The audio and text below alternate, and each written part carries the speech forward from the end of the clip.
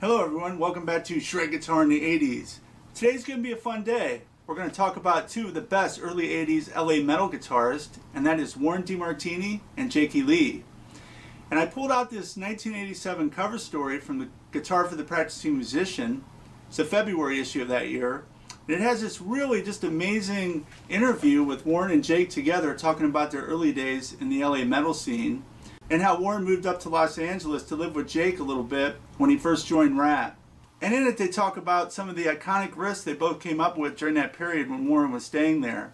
Jake came up with Bark at the Moon, and Warren came up with the first part of Round and Round, the chorus part, and he also came up with the song You're in Trouble. You're in Trouble has always been one of my favorite Ratt songs. I think it's one of their greatest songs and one of their true classics. And then the chorus, the A major to F section, just always floored me. It's so catchy.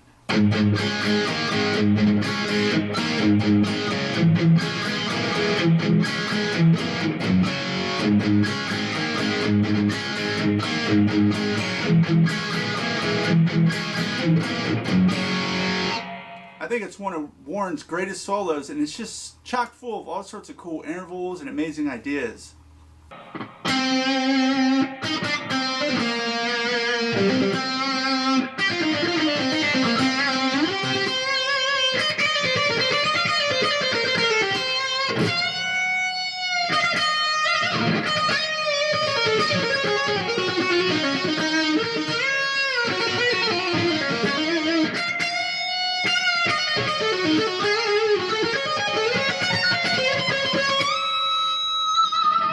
And that solo starts out like this. He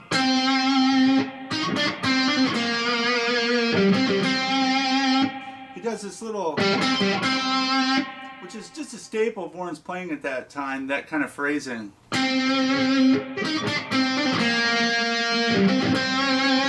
Then he does a descending fourth thing, kind of like Yngwie or some Al Di Meola would do.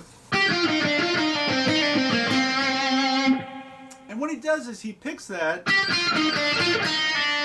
but the last note, the 5 to 4, he pulls off. So it goes. That keeps his picking outside. I think Warren's more of an outside kind of picker. Then he jumps up and repeats the, but now he does it at the 13th position, and he plays 13 on the third string and 14 on the second. Then he repeats a little 16th note phrase similar to the one he did lower, but just slightly different. So basically what I'm doing there is I'm just pulling off my second finger to first finger every time I play those two fingers descending. Real slow.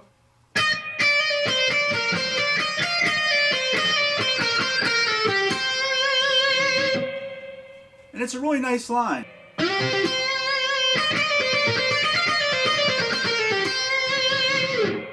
Then he bends a half step at 14, and then he goes 12, 14, 12. He does the patented Warren DeMartini, George Lynch vibrato.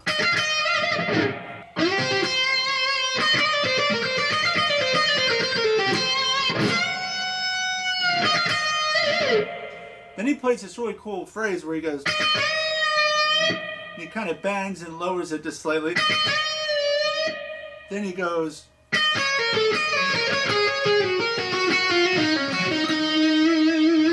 Slow, that lick sounds like this.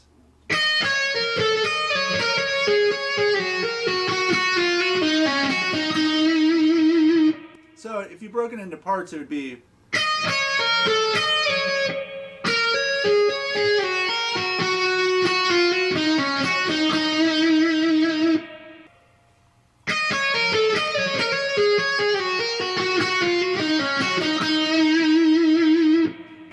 In that section right there, these two sections, this one, the one I'm going to play, to me is classic early Warren DeMartini.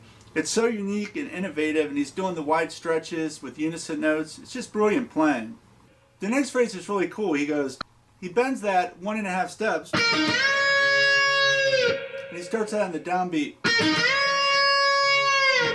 Then he does one of the quintessential, to me, Warren licks of all time. It's this.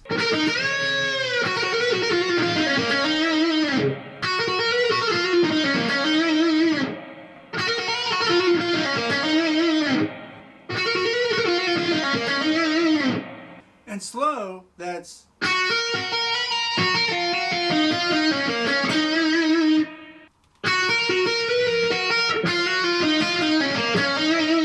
So I think of it kind of as two licks, this, and then jumping down and going. And this is a pickup note, so the hammer 12 is actually where the downbeat is. Then he jumps up and he plays a half-step bend. So it's.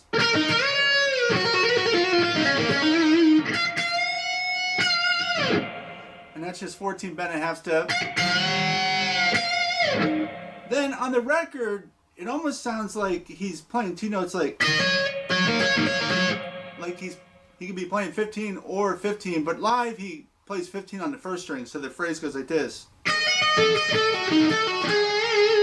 So I just kind of do what he does live, and that's just out of the blues scale. A little string skipping. So just jump into that third string. Then he does some really cool intervals. He throws like the major 7 in with the flat 5.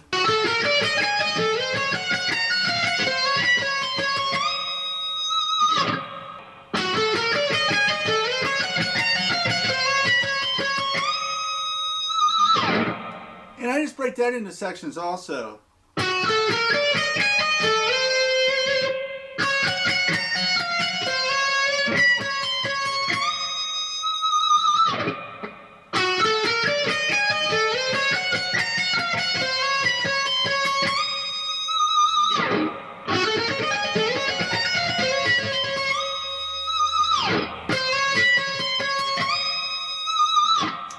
And when I do that part, I just slide with my second finger, then with my third finger, then I shift back to my first finger.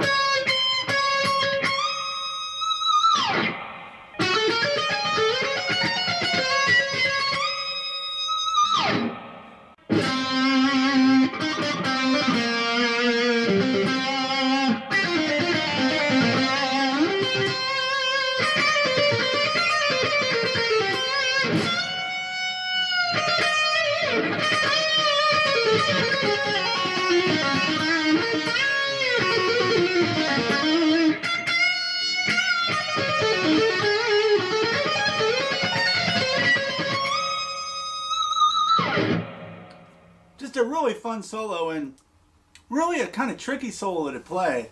It's so unorthodox with the fingerings and everything. Just a brilliant solo from Warren. I love it. I was like the biggest Randy Rhoads fan with Ozzy, and after Randy died, I heard he replaced him with a guitar player named Jakey Lee. And I was really intrigued to see what he sounded like. And when I bought the Bark at the Moon album, I was just blown away by how great his guitar playing was. It had all the elements that I was looking for. I saw him on tour that year, and he was just stellar live. It was one of the best concerts I've ever been to. This is the tour book from that concert, and it's just chock full of all sorts of amazing photos, just brilliant photos. And it has a little section where it has a write-up on each member of the band. And the one on Jake just is amazing. It's got this killer large photo, then it has all these concert shots kind of done in a collage.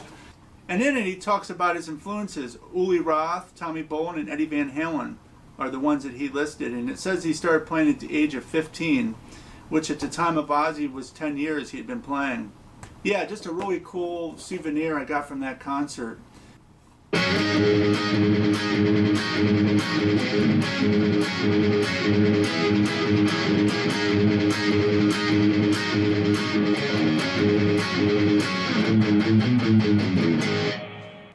I love Now You See It, Now You Don't.